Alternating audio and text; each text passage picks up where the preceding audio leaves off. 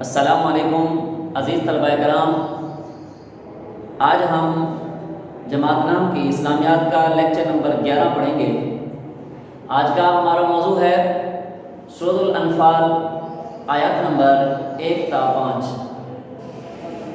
عزیز طلبہ کرام، ان 5 آیات میں اللہ تعالیٰ نے مسلمانوں کو مال غنیمت کے بارے میں بتایا کہ مال غنیمت دراصل کس کا مال ہے۔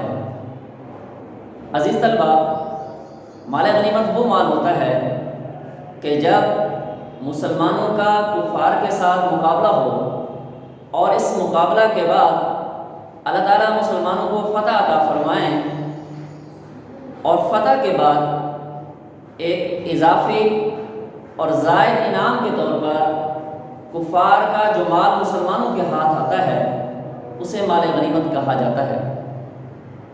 تو مال غنیمت کے بارے میں سب سے پہلی آیت میں اللہ تعالیٰ نے فرمایا کہ یہ مال اللہ اور اس کے رسول کا مال ہے۔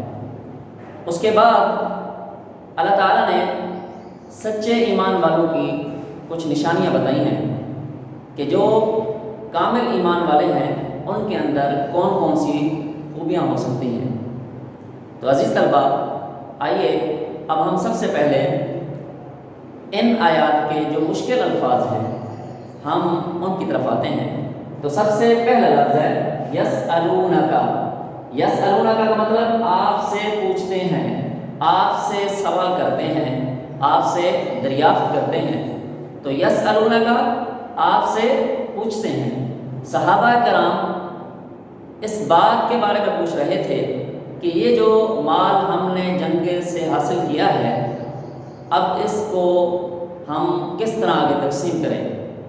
تو دراصل بات یہ ہے کہ اسلام سے پہلے جو مال غنیمت ہوا کرتا تھا اس کو ایک خالی میدان میں یا بلند جگہ پر رکھا جاتا تھا، آسمان سے آگ آتی اور اس مال کو کھا جاتی۔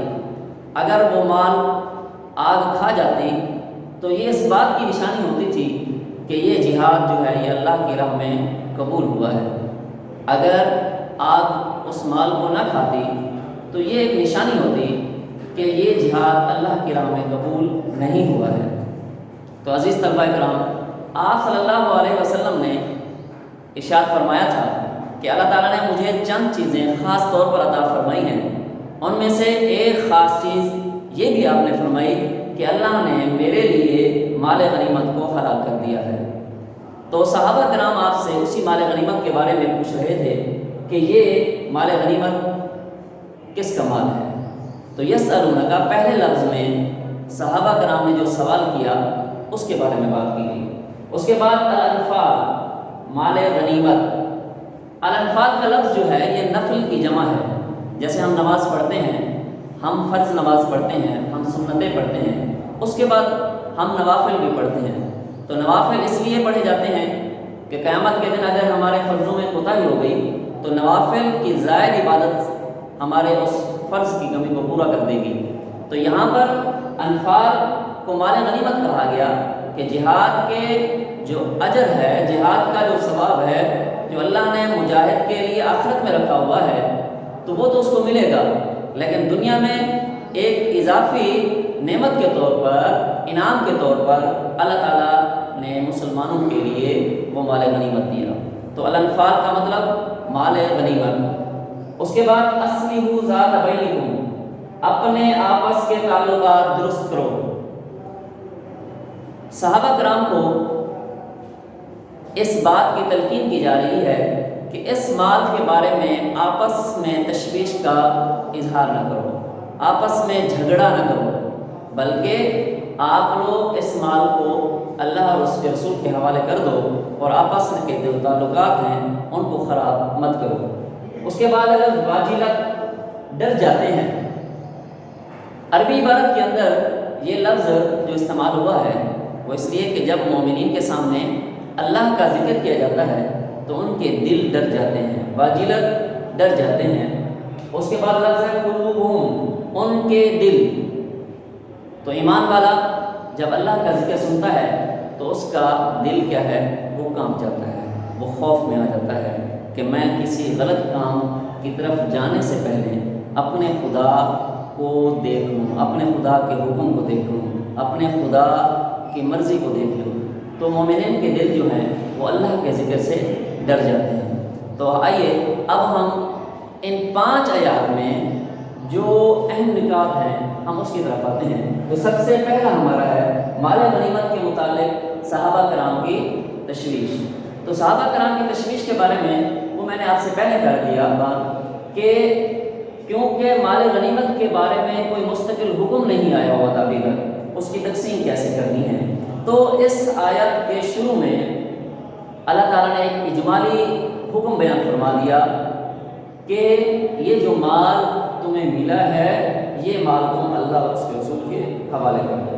اس کے بعد مومنین کی صفات، تو ان آیات میں 5 صفات بیان کی گئی ہیں کہ انما المؤمنون الذین اذا ذکر اللہ وجلت قلوبهم، پہلی کہ مومن وہ ہیں کہ جب اللہ کا ذکر کیا جاتا ہے تو ان کے دل ڈر جاتے ہیں۔ وَإِذَا تُلِيَتْ عَلَيْهِمْ آيَاتُهُ زَادَتْهُمْ ایمانا، کہ جب ان کے سامنے خدا کی آیات پڑھی جاتی ہیں تو ان کا ایمان بڑھ جاتا ہے۔ وَعَلَىٰ رَبِّهِمْ يَتَوَكَّلُونَ، اور وہ اپنے رب پر بھروسہ کرتے ہیں۔ کہ کامل ایمان والا جو ہے وہ ظاہری اسباب تو اختیار کرتا ہے، لیکن ظاہری اسباب کو اختیار کرنے کے بعد جو اصل بھروسہ ہے وہ کس پر رکھتا ہے؟ وہ اللہ تعالیٰ کی ذات پر رکھتا ہے۔ تو تیسری نشانی جو سچے ایمان والے کی ہے وہ یہ بیان کی کہ وَعَلَىٰ رَبِّهِمْ يَتَوَكَّلُونَ، اپنے رب پر بھروسہ کرتے ہیں۔ اس کے بعد نمبر 4 کہ الَّذِينَ يُقِيمُونَ الصَّلَاةَ، کہ کامل ایمان والا وہ ہوتا ہے کہ جو نماز قائم کرتا ہے۔ 5ویں نشانی یہ بیان کی وَمِمَّا رَزَقْنَاهُمْ يُنْفِقُونَ، کہ کامل ایمان والا اللہ کے دیے ہوئے مال میں سے اللہ کی راہ میں خرچ کرتا ہے۔ تو یہاں پر یہ 5 نشانیاں بیان کی گئی کہ جو آدمی ان 5 صفات کا مالک ہوگا، اللہ تعالیٰ نے فرمایا اولئک هم المؤمنون حقا، کہ یہ کیا ہے؟ سچے ایمان والا ہے، یہ سچے مومنین ہیں کہ جن کے اندر یہ 5 خوبیاں ہیں۔ تو آئیے ہم دیکھیں کہ ہمارے اندر یہ 5 صفات پائی جاتی ہیں یا ہم ان 5 صفات میں سے کسی ایک سے یا ساروں سے دور ہیں۔ اگر ہم دور ہیں تو اس کا ہم خود جائزہ لیں کہ ہم خدا کے ہاں کس قدر ایمان والے ہیں۔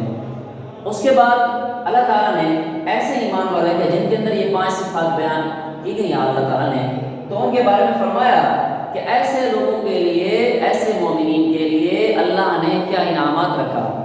تو اللہ نے فرمایا لَهُمْ دَرَجَاتٌ عِندَ رَبِّهِمْ وَمَغْفِرَةٌ وَرِزْقٌ كَرِيمٌ، ان کے لیے اللہ کے ہاں بہت بڑے درجات ہیں، بہت بڑے مرتبے ہیں۔